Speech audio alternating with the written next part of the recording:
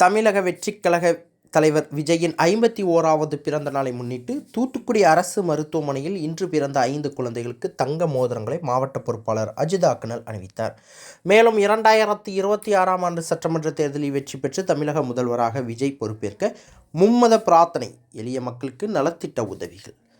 தமிழக வெற்றிக் கழக தலைவர் விஜயின் தனது 51வது பிறந்த நாள் விழா இன்று தமிழகம் முழுவதும் வெகு சிறப்பாக கொண்டாடப்பட்டு வருகின்றது.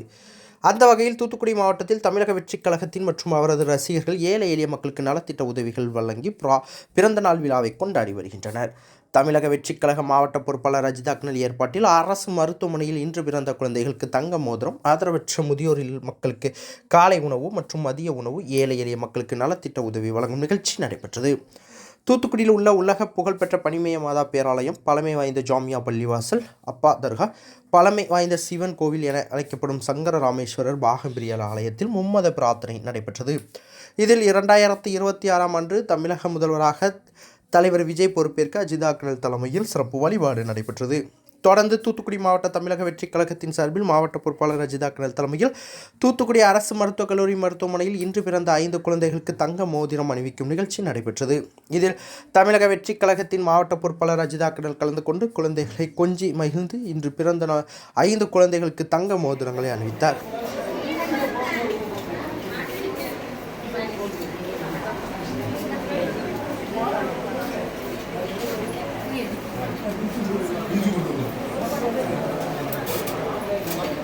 திரும்பி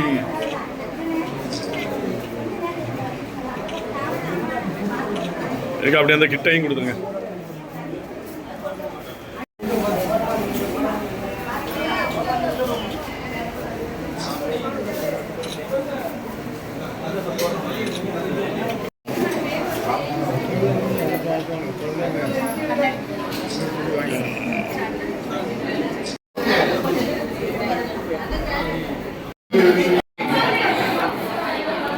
அப்படியே கொடுத்துருங்க.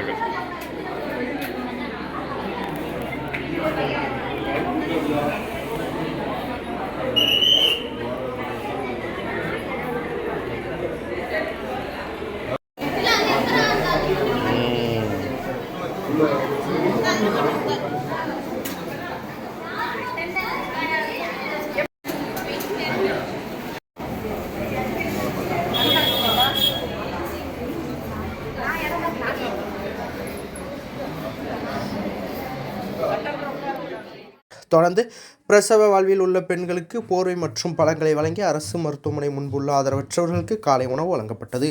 இதில் தமிழக வெற்றிக் கழகத்தினர் ஏராளமானோர் கலந்து கொண்டனர்.